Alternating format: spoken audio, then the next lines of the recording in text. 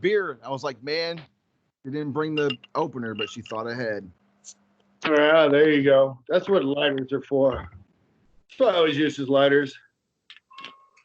Oh, I like this little warning they give you: avoid legal snags by telling people they are being recorded.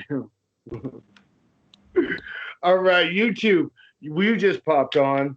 Well, you will later, but this is the couch. I'm TJ Gonzo, and we have Don Orias. I got it that time, brother. What's up, YouTube? What's up, every format that's going to be on? Shout, Right. shout out to you guys. Absolutely. We appreciate it. We appreciate you getting on. You're a busy guy. Um, First thing I ask is, where does this name come from? So, long story, the shortest physically possible. I was signed with a label by the name of Bungalow Records, which you may or may not have heard of. They were actually a sub-label of Universal, so a pretty decent. Hi, baby. Pretty decent, big size label. But they decided to go gospel hip hop. And although my music wasn't necessarily like horrorcore or wicked shit at the time, it wasn't gospel, and I'm not a gospel rapper, not a gospel artist of any sort. Whatever. Went to church, not with the church, but I'm not. That's not my thing. They basically told me, well, you're in contract, so you can either not drop any music until you're out of contract or go gospel. I was like, all right, cool. I'm just not going to drop any music. It was a 5-year term. Well, Jeez. I said, fuck that. And my previous name was Damian Rain. I'll say it the one time. If you want to look it up, feel free. It's just, yeah. But I kind of got smart with it. I was like, I'm going to drop music, and they're never going to know who it is. I'm going to completely switch my voice, switch my flow, concept, imagery. Originally, I was masked, like bandana, face mask, something to conceal who I was for the first year or so. And I basically came up with a spit in the face of the whole gospel thing. Orias is like the gatekeeper, like the Don of the demons of hell. So that's Don Orias that came up. So it's like the complete opposite of gospel was basically what I was going for. Like, all right, I'm just going to do the opposite of that and keep releasing music under that name. And it took off like on accident. I actually got linked up with KGP and Slaughtercore and signed with them within releasing a couple songs under the Don Orias alias. And that birthed who I am today. So, right, there you go. We are blessed by this. Good thing that you were in the gospel. Yeah. Much love to fucking KGP, to fucking Bloodshot. That's where I got my start at. And yeah. So all from basically spitting in the face of someone telling me you have to be Christian or we're not going to put your music out. Like, I'm not against any religion, man. I don't give a fuck if you're Christian, pagan, Catholic. I don't care. But if I'm not that, you're not going to tell me I have to be that. Right. Especially for the sake of record sales. Right. That's what it was. It was a ploy. They had a general audience that was a fan of it. They actually the ones that were bringing up like Krayshawn and them and all that wave of shit. So that's where I would have been placed with but that not my lane. So I just did the opposite. And then that's where Don Orias as a artist and the name came from. Okay. Cool. Well, so so you're what label on? You're on Shrunken Head Entertainment, right? Yes, sir. And that just came to be the last less than a year, right? Yeah, it's been about a year now since it's been official. It was actually in the works for quite a long time. I linked up with Razakel. Let's see, Strictly for the Wicked Texas edition, maybe 3 years ago now. 4. Yeah. It's been a minute now, because that was like the last chapter of the SKR thing for her, and that's when we first met and started exchanging words and things. And we kind of built the Shrunken Head thing from the ground up. Like, she had the foundation and the plans for everything, and brought me alongside, and it's been like that ever since. And that's a team, man. We've expanded, fucking brought Diabolic the Monster on, which that's my brother, and I'm also a super fan, so that's pretty dope. Right. Ritual of Ether and Zitro are the newest signees. We have HP the Grizzly, Hard Jaws, DJ Kitty, all the rest of the Slice Girls, fucking, of course, Raz, Right. myself. It's a crazy ass experience right now to be part of the team. Honestly, we're doing so many things. We've dropped. I think it's been what since we started officially with Shrunken Head. I think it's been a release every month for a year. Yeah, it seems like So it that. hasn't slowed down. All right, it seems like that. And I caught wind of everything too because about a year or so, I was talking to Razakel about coming on, Hell and yeah. but yeah, I was smaller then. I'm not very big, but I'm organic. Like everybody I've earned is blood, sweat, tears. You know what I mean? Like every Right. subscriber, everybody that watches is blood, sweat. You know, we do it ourselves. I explained to you my setup. You know, but like Right.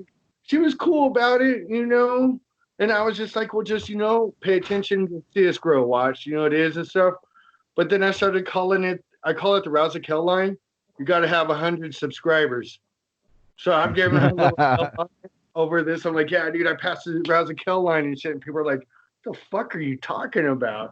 And I explain how this it ain't no hate. It ain't no hate, you know. Right. Um, it's gotta be worth people's time and stuff, you know? No, I feel it, man. That's like I'm kind of picky with interviews, to be honest. So I kind of just gauge by what I've seen or heard or what I feel the environment's going to be like. Like I've had people hit me up for interview things, and I'm like, all right, like when I asked you, like, how do you do it? What's your process? What are you using? Duration? And some people will be like, I don't know. I just want to ask you some questions.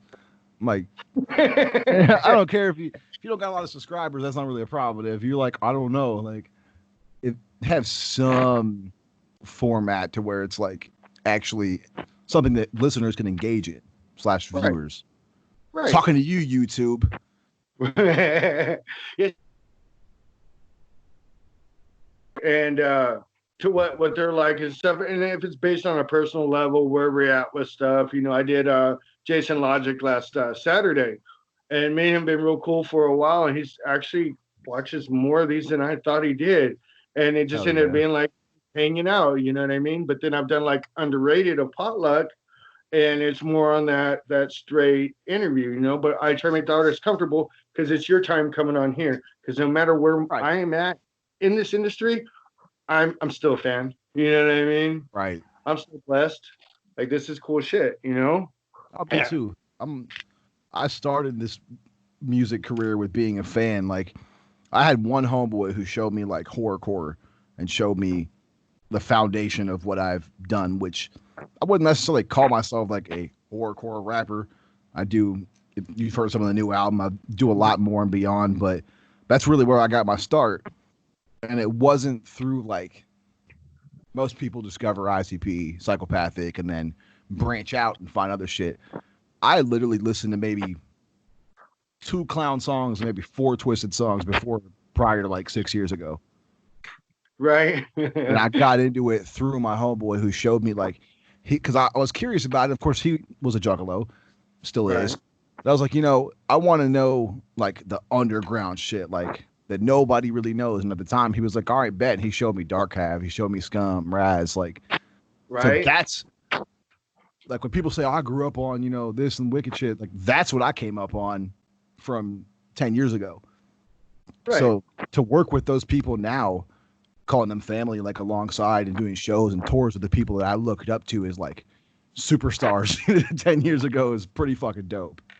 No, that is dope. It's cool that you got that level and stuff because we've talked in other interviews. Like sometimes when you finally come up and you find yourself at that level, or you actually get to meet and work with like people, legends, people you looked up to, people you were fans of, and it Right. turns out disappointing as hell.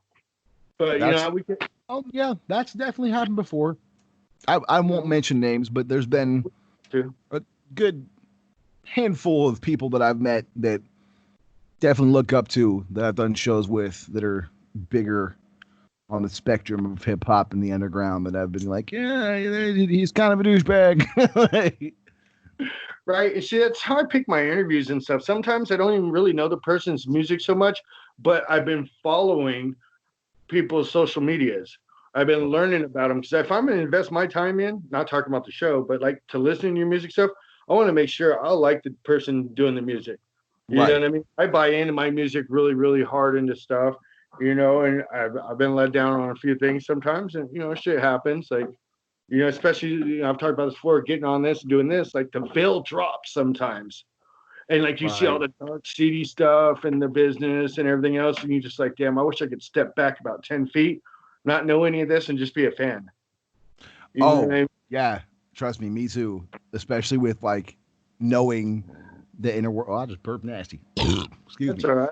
Knowing the inner workings of like the labels and how the logistics and politics of these things actually work, you look back and you're just thinking, if I would have known it's like this, I would still be a fan. But it's not all Right. bad. There's definitely good and bad. No, It's it's not all it's bad. definitely it's definitely worth it. You just take that time to invest into people. But most the average listener, I think, listens for like the sound. Yeah. What moves them. Me, I wanted to speak to me, to talk to me. You know what I mean? I wanted to help with my mental issues. Whether I'm listening to Sublime, doing shit that I've gone through. Being Right. from Southern California and shit, or like I'm just like fucking just down, just like going through my own depression and shit. I'll pop Dark Half on. Right. You know what I mean? And that actually heals. You know what I mean? Because you Oh make that yeah. connection. You know, which Fuck is which yeah. which is excellent. See, tangent. We've gone on tangents already. That's all about relevance though. I believe in that though too. I'm a big musical like feeler. I won't drop anything if I don't feel it myself. And Right. I've had people tell me, "Hey, your music's dope," and I've had someone tell me like that got me through a time. And that's all I really ask for when it comes to dropping my music is for people to listen and look a little bit deeper than what the beat sounds like. Because I do still put a lot of thought in my music. I have some songs that like hype, some songs that are slower, sometimes they're mosh pit songs, but Right. a lot of my material, even if it's storytelling, if you really listen, you'll get it. And everything has flow to it. Like, so my album Mirrors, it's a reflection. It's me looking in the mirror and saying, this is what's wrong with my life, and this is my suffering, and this is my horror. Like, it's not all fictional, but it's some kind of being imaginative, like a Alice in Wonderland type shit, but a slasher film Yeah, I incorporated got you. into it.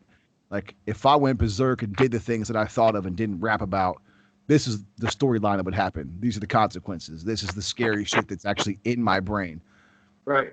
And I've had people that can relate to that, and some people are like, "Yeah, I fuck with it, but don't vibe with the content." And then, like for instance, my album Agony. That's exactly what it is. It was about being a drug addict. The entire thing. It's about suffering and being in pain. Right. So I definitely feel you when you say as far as who has to speak to you because my music doesn't come out of nowhere. It's one of the reasons I have a really hard time doing features sometimes, and I don't do a ton of them. Like you'll see me on a couple guest spots, but it's usually the team or the homies or someone else. Because here's the concept. If they give me a concept of like driving foreign cars and fucking bitches, I'm gonna be like, I don't do that. I haven't Right. done that. I can't feel it. Right. And no, it's good. It's good to keep it real because there's a lot of even in any genre, there's a lot of fake in it, and that's just the way it is. Yeah. But and they can make some good music, you can vibe to it or not. But to me, it always goes back to that connection because we got this theory on um, it's therapy. You know what I mean? Like Yeah. you're putting your therapy in there, which is helping me. But by me feeling and understanding what you're doing and responding back with you, then you know that we felt it. You know what I mean? It's that connection. It's that circle between the fan and the artist that's made by the music itself. Yeah, for sure. Right? Well, here's another off-wall question with horrorcore. Do you think? And this just popped up in my head, and I got ADD, so it's like on its fifth trip around Me too. with That's horror. why I've been. Yeah, right. I've picked up my like Nas like 5 times without drinking it, just to be moving and shit. You know, but I used to try and chew gum, but when I do, like I was an addict for a long time. I'm almost 4 years sober, and like I was Congratulations, man. really bad and functional, but bad in what I was doing. I And get that. so now it's a little like jaw twitch. You know what I mean? I That's just fine. I see that You'll on see. video, and I'm like, Yeah, you'll see it a couple times. My eyes twitch real bad. I actually Yeah. developed pretty much Tourette's out of from being on drugs so much, from having Right. seizures and shit. So no judgment. But you were asking about like horrorcore. What now? Is horrorcore what? I think it's kind of divided in itself. Like there's the horrorcore artists that write, they're horrorcore based upon just serial killers and everything Right. else, to write it. And then there's a horrorcore that they may do some of that, but they're really exposing the demons inside them, the therapy and stuff. And do you think it really shows in the differences in the genre of it? Yeah, I do, man. Because as far as to me, like horrorcore is such a difficult genre to place. Because yeah, some people do right to chop them up, stab them up, bloody gut shit, which in its own right is designed for people who are fans of horror, Yeah. horror movies, horror genre in general. So it's like, yeah, but then there's kind of like a subgenre within that people just stamp horrorcore on.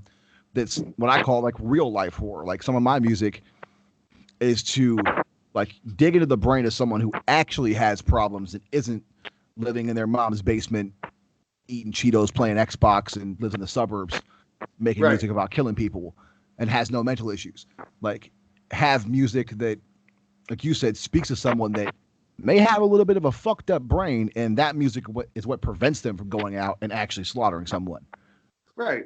Which I know there's been rappers and things that have got publicity that said that thing before, but that's true to me, and it's very dear to me as far as to being important to have an outlet of some sort. I still suffer with mental issues. I have anxiety, but with being able to release that and not actually be violent and not actually be doing drugs anymore, speaking upon it, it helps. It's therapeutic.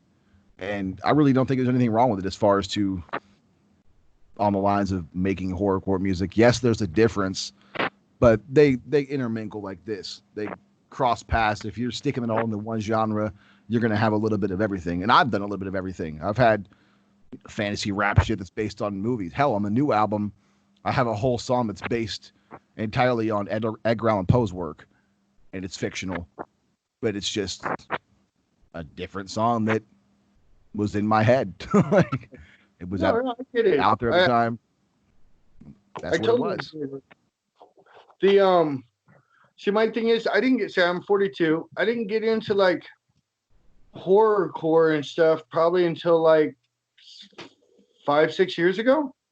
Yeah, Really, because and I right, came from the West Coast. I came out of suburban noise, punk rock and shit. Like real punk rock and stuff. That's where I came out of everything, and that's when I found ICP and everything, and I got into them and right. stuff because it was kind of more on that fun. It's that fun horror kind of funny.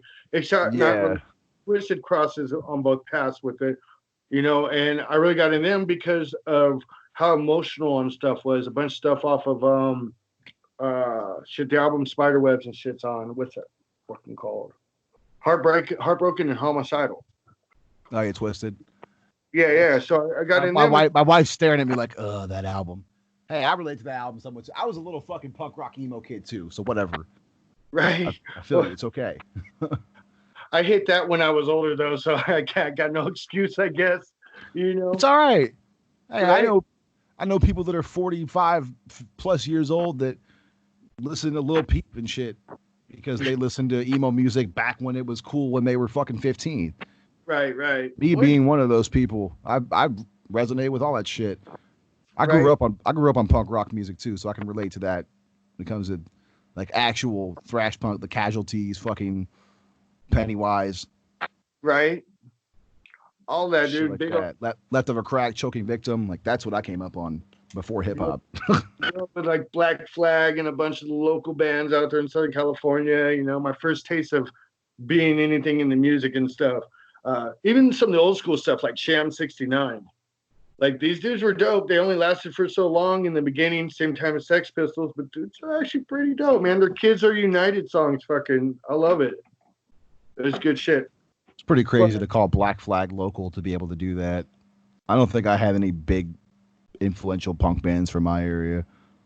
no, Right. Well, I mean, well, not Black Flag. Well, he came out. Well, yeah, from there. Yeah, Rollins came, but he's from DC. I love Right. Rollins. Rollins is a fucking great dude. I like that guy. His stand up and shit is really fucking great.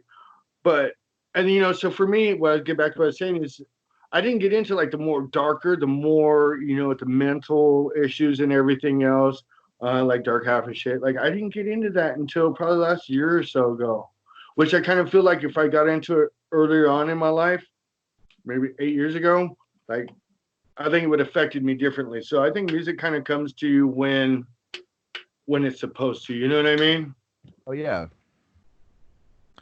No, I fully agree on that, man. Too. Like, we're one and the same with that. I haven't been involved in this scene extremely long. It's been a while, but definitely not compared to some people who have been involved with underground since fucking like '97. Been Right. going to been going to gatherings since I was 12. And my Right. wife, cough cough. Like, I was conceived at the gathering. Right.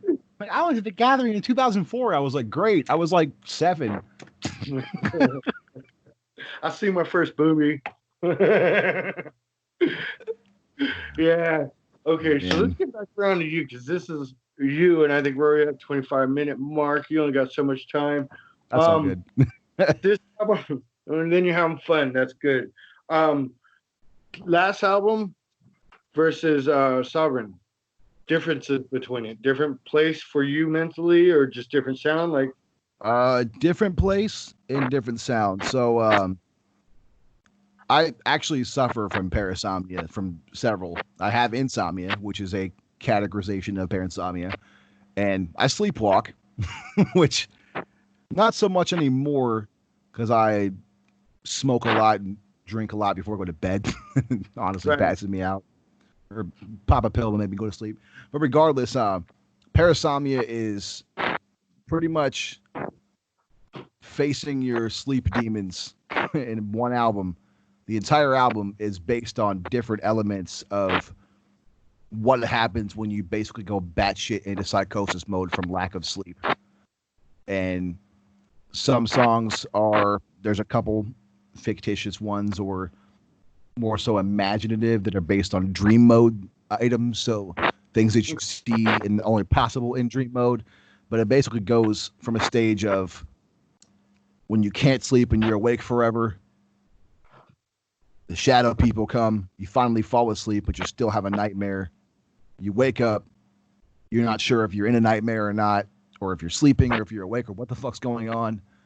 And then you finally rest and it's over, which is basically death. And that album chronologically tells that story. With that being said, it's very fucking heavy and dark. It's more metal influenced. I did a lot of guitar work on it. There's a couple more features on it. Got Gorilla Voltage. The last feature they ever did together, rest in peace, Gorilla Voltage, is on an album, which is kind of cool. I'm not trying to flaunt it that it's the last one, but if you want to hear the last verse of them as a group, you can listen to my album Parasomnia. there you go. And but yeah, that one was very dark in itself, very heavy as a result. Sovereign, it's the definition of sovereign to be basically a ruler of multiple things, to be a master of one entire universe.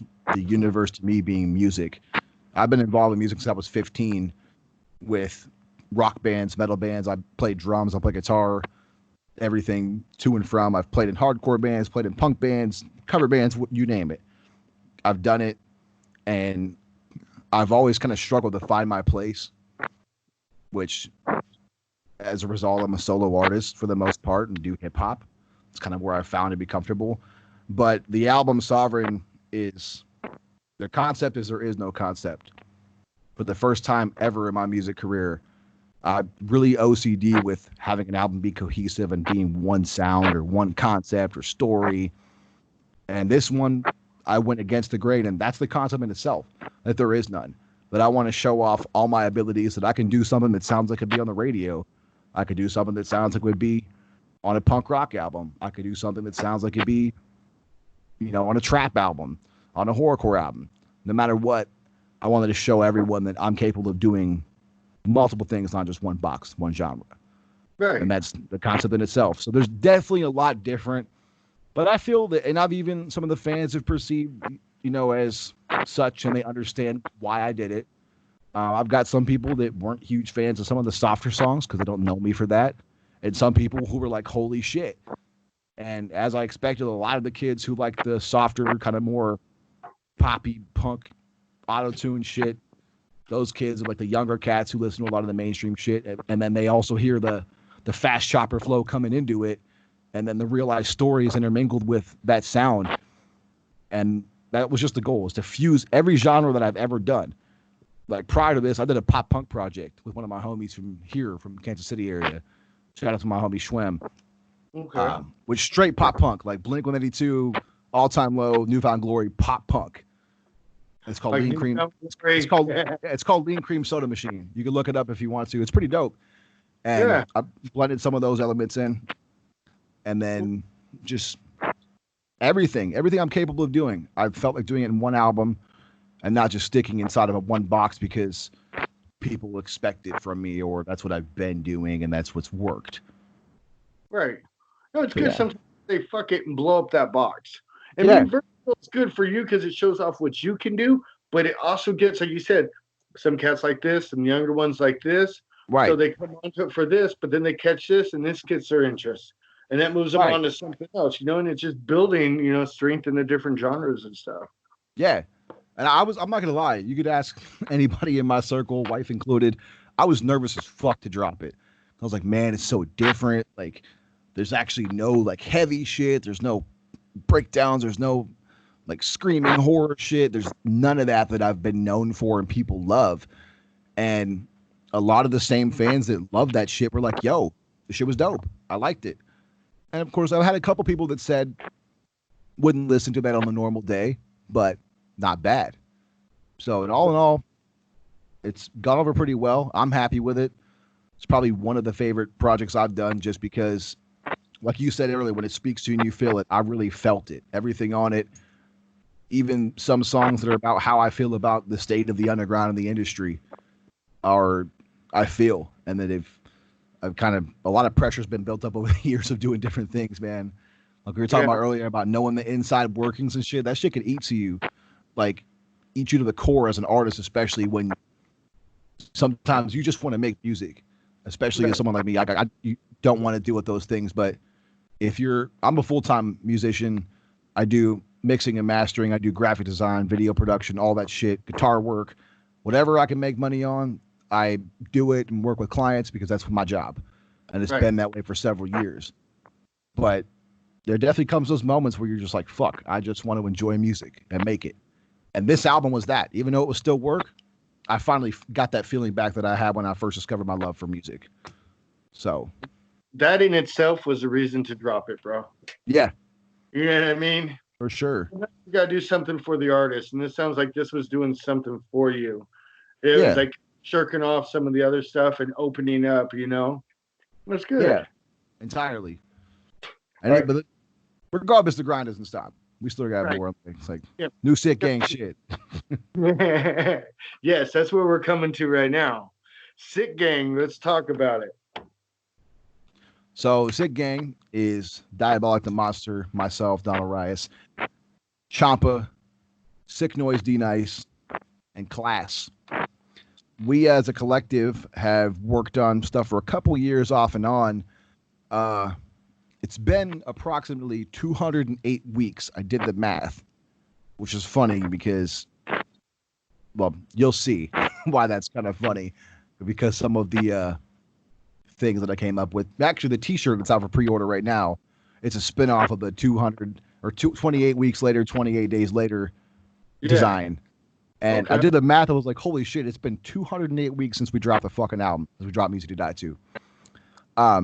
So Die to This music that you might see floating around, that is a complete remix album. I remixed the entire thing, remade all the beats from scratch, and it's got a little bit of a new flavor to it, extra verses from the rest of the team on it, some new verses. So it's a complete remix, classic remix album. Definitely like grimy, old school analog sounding hip hop. The new one is super fucking heavy hitting.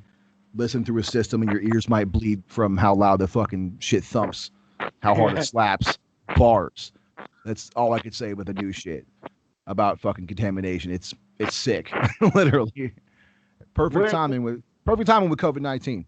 But right, just like your pandemic song.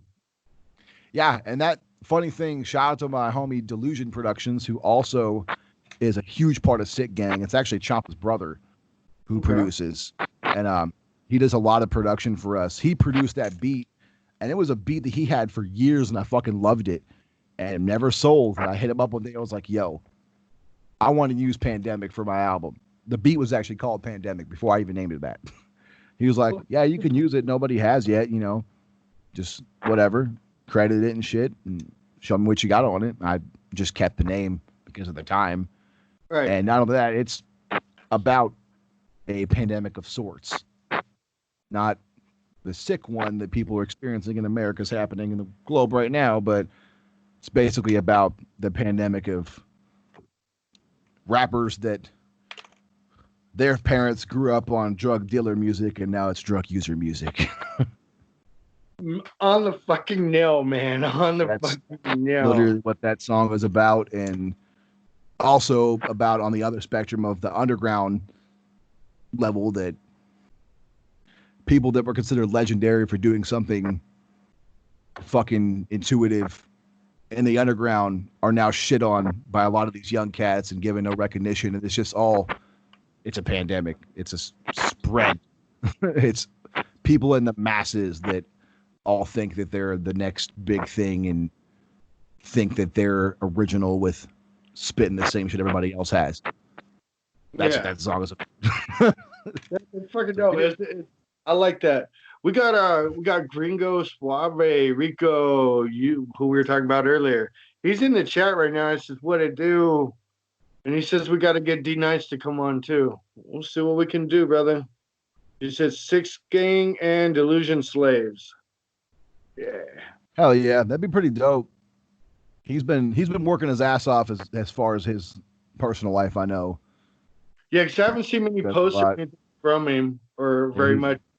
He's definitely a hard worker, man. He's done a lot too for us in the past for sure, and he continue to will. But yeah, he's handling a lot of shit right now. But yeah, definitely shout out to D Nice, man. A lot of the shows we've done in Texas would have been possible without that man in class setting those things up. Because that's how I got introduced to a lot of people I know within that area was Class and D Nice. Right. Is this your wife popped on the chat? Sorry. Are you just popping on the chat? Yeah. What are you saying? We miss D so much. Yeah, we do. We definitely do miss D Nice. Yeah. Demetrius, if you watch this later, you're ugly and I love you. Yeah, them Texas guys, man. Like I said, I got a shout out to D Nice. He lives in Texas, but that's my fellow East Coaster. Yeah. Born and raised in New York. I'm from Erie, PA, so we're like this far away from each other where we grew up. I almost ended up living in Pennsylvania. Don't. Yeah, I'm kind of glad I didn't now, you know what I mean? Like, because if I didn't, we were in North Carolina, we were supposed to go there. Some people screwed on some money and stuff, and but they've took care of it since then. And then Tim Williams, rest in peace, we're talking about him. He's moved me out there. So he saved me from Pennsylvania. Yeah, like, I mean, if you enjoy like high crime rates and trees, then move to Pennsylvania. Oh, I think where we were going was like up at the top, kind of not too far away from New York, and it used to be like an old coal town or something. Nothing was really there, like, and the person was like, "No, the best business out here is opiates." I was like, "What the fuck?" Oh yeah, probably one of the. If it's in that area, if it's off of Lake Erie, then yeah, it's probably a suburb of Erie itself, and it's probably drugs. That's... Yeah, it was. I was like, yeah, no, let's go to Colorado. Yep. I love my hometown though. I love where I'm from. Love Pennsylvania, but yeah, I had to get the fuck out of there because I lived in a town of less than 100,000 people where fucking hundreds of people got shot every day. So, right. Yeah. I had to move. I couldn't do that. Like now Now I live in Kansas City. I'm much better, but I live in the suburbs. Right. It actually has the suburbs. You know what I mean? Finally I, made it to I, the burbs, mama. I grew up in San Bernardino, California. Oh Which, shit. yeah, it was fucked. That was a murder capital county for a long time. Like Yeah. sheriffs made shirts about it. We'll put it that way. The San Bernardino sheriffs had shirts to welcome to San Bernardino and a population of deaths going down it. And yeah, it was bad back then. I'm glad I'm not there. I love California, but I'm not living there again. Like, it's the way it is. Gringo has a question for you. He says, nothing or madness and mayhem. Madness. Madness, yeah, as far as to my wife butting in there. Thanks, baby doll. Yeah, we who's getting interviewed? Me or you? I'm gonna put the camera on you with your naked butt. Sorry. Yes, Madness and Mayhem. Provided nothing drastic happens and we don't go into martial law or fucking everybody dies. Just kidding, it's not gonna happen. Calm down, conspiracy theorists. Provided everything goes smoothly, yes, it is still planned. Last time I checked, Nairo did lock in a new venue. We unfortunately lost Tomcats West in Fort Worth. Rail Fucking Club, got you guys. Yes, it's a sad day. Rail Club, we almost lost the Rail too. We did for a minute. And that was the first venue I played in Fort Worth. Tomcats being the second. They're both my home away from homes. I'm not going to lie, man. I fucking shed a tear when I found out Tomcats closed because I fucking love that place. But we definitely still got that. And yeah, Richard, I saw you moved to fucking Childress, right? That's not far from where I used to live in Texas. I live in Wichita County area, so like an hour away.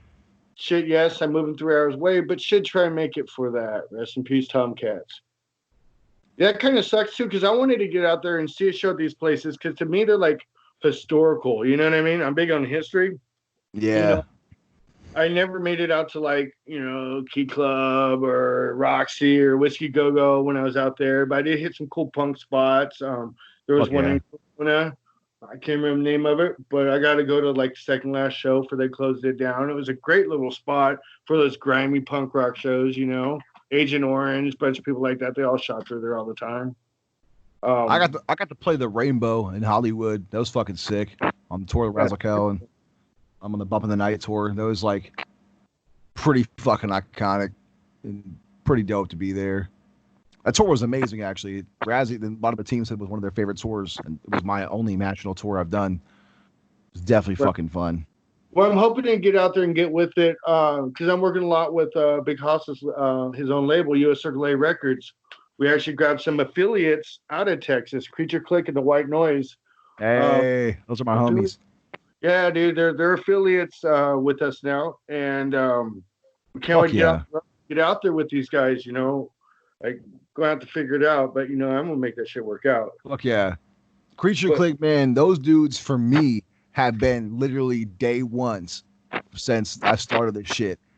Day ones, because they were huge fans of Slaughtercore, huge followers of Bloodshot, KGP, all them fools. And those dudes, like, when I first went to a show, they already knew who I was. Like, what's good, man? Like, I was like, oh shit, like people who actually know who the fuck I am. Like, this is my first show. And they were like, yeah, man, we talked to you online and shit. It's cool to have you out. And ever since then, like I said, those are the type of dudes, if I'm in Texas and something's good, something's happening, they call me on my line, I'm there. Like, those are the homies, man. That's fucking dope.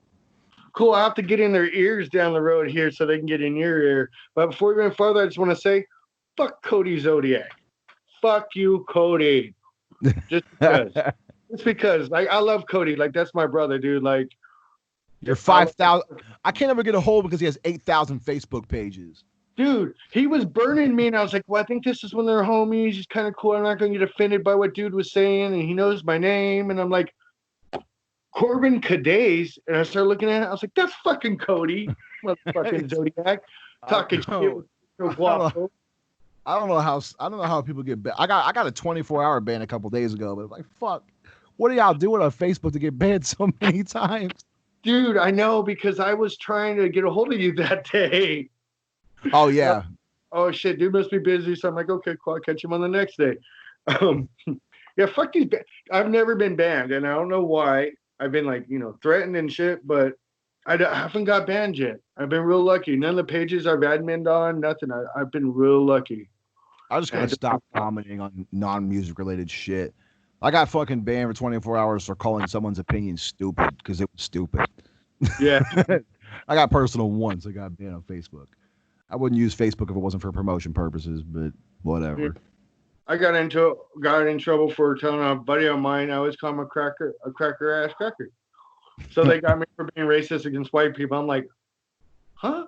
How you figure? Wow. They're like, your hate speech. I was like, no.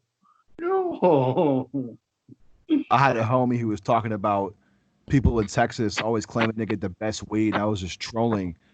So I dropped a comment of like some sticks and stems Mexican brown swag. It was like, yo, I got this 10 to G.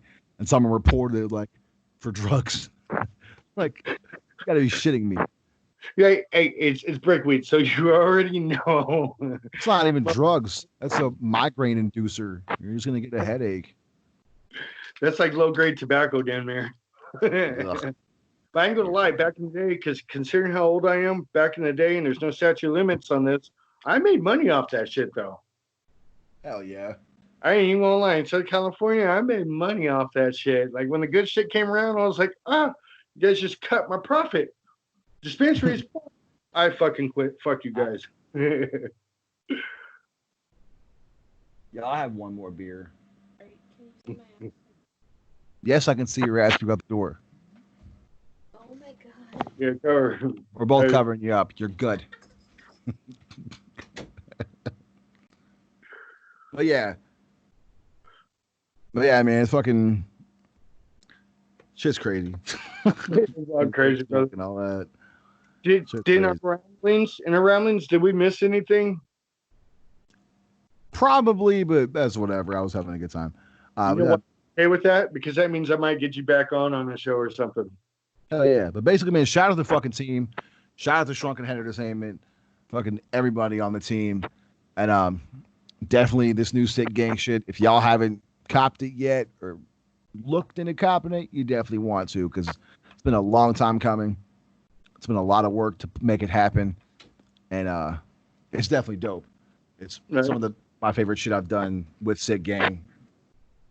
I got you covered, literally. Sorry. Oh, now I didn't. Sorry. Might have had your booty poked through. Sorry. It's mostly covered. But yeah, man, fucking definitely. And we also have a couple bundles on the Sick Gang shit. The Died of This Music re-release has its own bundles, its own exclusive t-shirts. They're all limited. For that one, I think we're probably going to do like 25 shirts, maybe, even if that. They're hella limited. The new ones, since it's brand new, we'll probably run into like 100 minimum. But once they're gone, they're gone. They're pre-order bundles. As I always do, I don't remove pre-order bundles after the drop date. The drop date is May 31st. So if you need to wait until payday or whatever, a couple weeks, whatever, I'll still keep them available for people who want them. That's perfectly fine. But definitely limited. So I encourage anybody who is a collector to check the shit out, because they're fucking dope. The new company I get shirts through too, they do full-size color print. And man, Nice. full pun intended, they're sick as fuck. The print is so vibrant, bright. And they print on hella different colors too. I just got myself a neon ass fucking shirt for them, like neon yellow green. Okay. And they print full print, so definitely a lot of merch to come, but there's a lot of shit available right now. I try to keep my prices low too, like real shit. A lot of people I know make like fucking $50 off pre-order bundles bullshit. I make like 16, 15, if that, dollars off each fucking giant bundle, because I want it to be affordable. I want people to be able to get it, especially in bullshit ass times like these. I know the economy fucking sucks. Right. And it'll be available also on drop date for free streaming too, for anybody that can't afford it. And I'll probably do a couple of giveaways just for people who even show interest. Probably hook them up with some stickers or some shit. We got some decals done. We got a couple little goodies, a couple little mystery items that I'm getting pressed up for the release. So, Oh, that's what's up, bro. Absolutely what's up. Eventually, we'll get down to doing giveaways. We didn't really get much going. We actually had Drew Smith was going to give somebody $100 to be like a caller in or whatever. We got like nobody. And I was like, the fuck? Damn, I would have done it. Right? I think it was $100. It was something extravagant. I was like, fuck, dude. Like, somebody needs to call in. All right, brother. I appreciate you coming on and stuff. One more thing. Shout out to the dopest Jordans I've ever seen. I call these a sick gang OGs. I just got these in. They're super fucking rare. They're super expensive, but I just wanted to show these off for the first time before I wear them. There's Spizike Volts. My wife had them for me as a surprise. And I can't wait till I can rock shows again to shine like a fucking fluorescent neon sign. I have a Don Orias Rugrats logo shirt that matches these shoes. Oh, that's what's up. See, I'm still in the school. I still rock the Adidas, dirty Adidas, and you know. I got several pairs of those. I fucking love them, dude. Like, I'm a little bit of a sneakerhead, so I collect some, but I really can't afford to be one. I just happen to save, and she happened to get a bonus, and I begged for them and possibly cried a little bit because I saw them online. I was like, I fucking need these. So you probably had to walk around without pants on too for a while, and you know. Oh, fully nude. Yeah. I had to massage her with mayonnaise.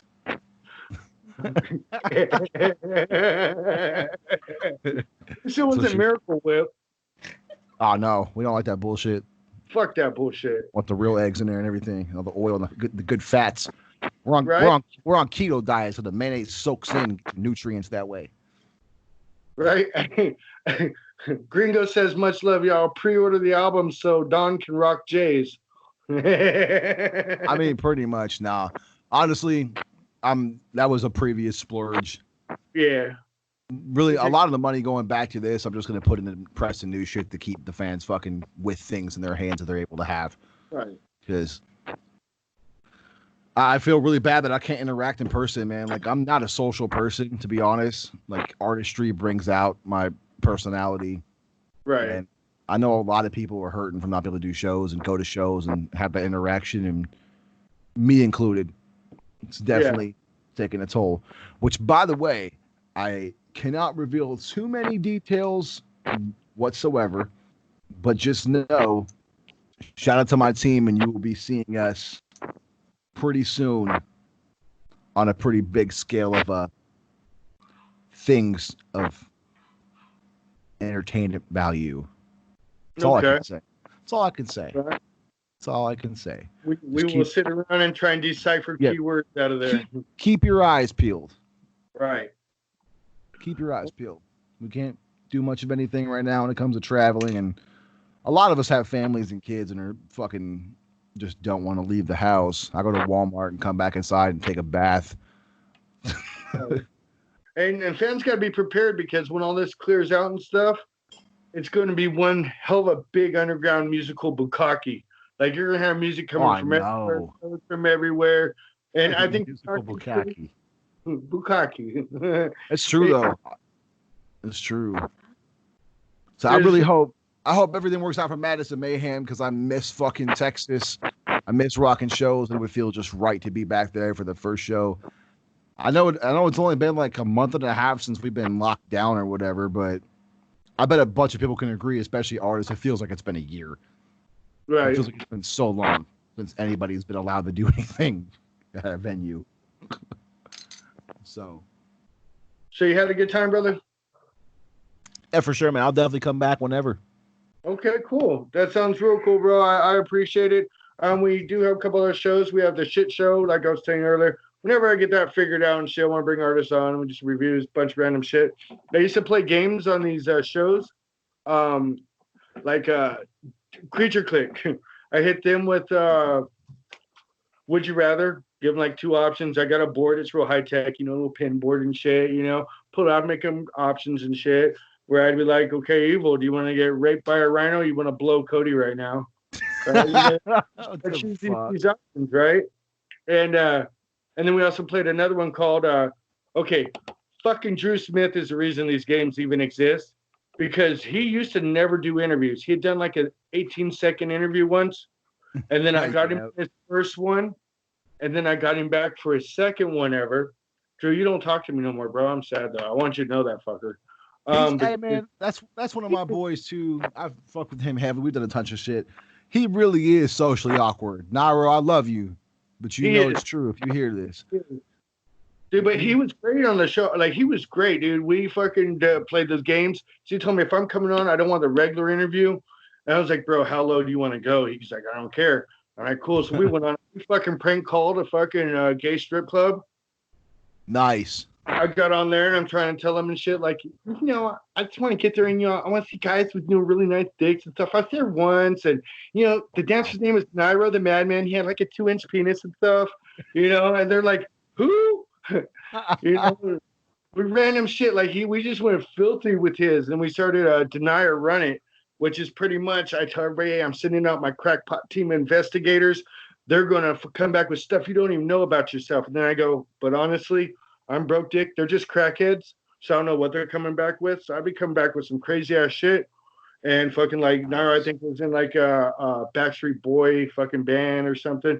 You can either deny it or run with it. Yeah, dude, he ran with every single one. Great dude. I love Nairo. He's a good dude, man. He's come very far professionally as well. Very far. He went from a dude that honestly did not have a clue. I'm just being honest. When he first started, he asked me for advice. He had asked a lot of people. He had to learn the hard way. He went through a lot of trials and tribulations. He got fucked over. He got losses. He got wins. But he has truly come so far, and I'm hella proud of him. Absolutely. It's to the point where I've asked him for help recently with like bookings and shit. Look to him because he has risen above a lot of cats. He's put blood, sweat, and tears in his shit, and I'm very proud of him. So if you hear this, fucker, I mean, we don't talk every day or often, but definitely fucking proud of you, man. Yeah, it ain't nothing but respect and love for him. We've known him since his Wicked Tendency record days, before Funny Farm Records. And if I'm right, and I think he agreed to this, I think Living Dead Girl, my lady, was like his first out-of-state fan. Hell like, yeah. Me onto him and stuff. We used to have a sponsorship deal of sorts where he used to sponsor my shows and stuff. Like, it ain't nothing but love for Nairo, I ain't got nothing but love. I'm waiting to hear I remember those days too, man. I did a show, you might have heard of it too. Wicked Tendency and shit came out there, Rat Fest in Texas. Yeah. The second one, it was at like some bar in the middle of nowhere in Terrell, Texas. Yeah. And played that show. It was fucking fun as shit though. And that was like one of his first shows. As dude, the guys that were on the Wicked Tendency records were really great dudes. I ain't talking no nothing at the end because everything got worked out, I guess. Rest in peace, Tim and stuff. But I got to meet Creature Click when they came up to do Gore Fest, 2 years ago, I think it was. We went with Wicked Tendency Records, and we went and actually, I think that was the same Gore Fest. I played at that one, and I was really fucking pissed. Yeah, I played at all the Gore Fest for like 5 years, except for the last one. What day did you play on? Last year I didn't get to. No, the year before. The year I went. Well, I mean, I rocked out with like 6 different people, with class and a bunch of different people. But my official set, I think, was day 2. Day 2, okay, yeah. See, I was there for day 2 and day 3. See, I was pissed because Creature Click had their set, and it was the first time they got out there. And those are my homies, and we had to leave because we had to drive all the way back to fucking Kansas City that night the next week. So we didn't make it for day 3, and I missed so many sets. And like all of my homies that were performing, besides the LSP fam, I couldn't see on day 3, and I had to leave. But last year I didn't make it because of tour, because I had to prioritize that with funds and shit. I couldn't get out there, but. And day 3 was pretty cool though, like less crowds and stuff. It was like a little more personal. Like, bro, I had a fucking great time. It was a blast. Hell yeah! I've done 3 days one year, and I definitely came home and died for like a week because that altitude and all the fucking alcohol. Man, shit fucks with you heavy. Yeah, it does. Yeah, it does. Hey, but the guys did really, really great through everything. Like, I totally enjoyed the show, meeting Scum and everybody. It was really cool. All right. Yeah, hey Richard. Yeah, that's Nate Green's favorite spot in Terrell. I can't remember not his dad's place though, not the bar, not the MC club. It's fucking a different place. It was some bar that had a stage, and all I know is we broke the stage. It was like a rickety wooden stage, and Sid Gang had a set, and it was me, Champa, fucking Class, and D on the little ass wood stage, and the bass hit, and we all jumped and went through it and wrecked it. I think I heard something about that. Yeah, R.I.P. Oh. The hashtag was, and I brought my homeboy from fucking Wichita Falls, Texas, Orias out there. He's a big dude, and he gets buck wild when he performs sets though, and he jumped, and this poor guy behind us like was under the stage trying to fix one of the beams, and while he jumped, and the dude was like, his hand was under the stage and got caught. Oh shit! And I don't think they've done shows at that place since we played. Probably not. Your lady said thick gang. Shout out to Opie Halogen. Sick gang eats nothing but net breadsticks. That's what he said. Dude, I barely got turned on to Opie not too long ago. Actually, Living Dead Girl, dude. She turned me on to him. I actually checked him out. And he's a pretty good supporter. Like, the love is back and forth with him, dude. He's a good dude. I like him. He's a cool dude. All those guys, man. Those are all within my circle in Texas when I lived there. And that's another thing too. The circles, man. I've been like really sitting back as I've like kind of progressed slowly through stuff and meet more people. And it's like to see the circle of some of the people I didn't know knew each other and they're working together. Like this kind of gave a little bit of what do you call it? But a lot of people together. And I ain't seen a lot of hate out there on people. I am seeing people truly working together. There's in the true fucking underground, my definition of the true underground, which is people like you and I, all the people we've mentioned, there's not a lot of it. To me, there's more drama between fans of other artists than there is actual fucking hate and bullshit in our scene. A lot of people just need to fucking understand the concept of unity and shut the fuck up and represent for what the underground is, because no matter what you do, the outside world's still going to be confused and still dislike us. So you might as well learn to love each other. Right. That's a good Goes point. for everybody. Fuck a this label versus this label beef. If there was, the way I grew up, if there was real beef and you live in the same city, someone's pulling up. That hasn't happened between any labels that I know of. So till that does, everyone just needs to shut the fuck up and get along. It makes our scene better. There's no room for dividing, especially in fucking the recent times. Right, and there's enough of that shit already. I have to go finish. I have to go finish with everybody. Right, and I love that, bro. Like I said, I've been peeping out for a second, not musically, just watching your profiles, bro. I'm glad you came on. I got to go finish up some chili rellenos out there, and the baby's up. Oh yeah. That sounds bomb. I need some Mexican food too. Shit, you ever get out to Kingman, Arizona, bro? We got you. I know how to. What's the closest city that's by? I've only been to Arizona twice. Okay, closest to me is Las Vegas, an hour away, or that side then. Yeah, I'm on the northwest side, up in the corner. I'm like 2.5 hours away from Phoenix. 2.5 hours away from San Bernardino, shit like that. I got you. Yeah. When we went for tour, we went from San Antonio and drove out to California in like 1.5 nights. Yeah. All the way through. So I've seen half the country that I've never seen before in 2 nights, but just zip through. I saw the whole southern part of the country, from California, North Carolina, in 4 days. So I got you. Yep. I hear a little man calling. Yeah. All right, man. Handle your kid. Thank you very much for having me, bro. Absolutely. Definitely look forward to chopping up again.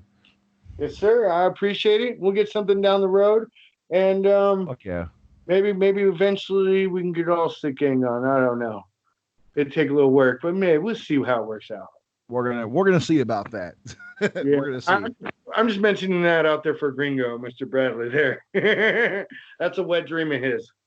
Fuck it. We've been thinking about it. We just don't know how, because we're all in different area codes. So You know, if I did something like that, I'd have like 1, 2, 3. I could only get 3 people on. Skype's a bitch.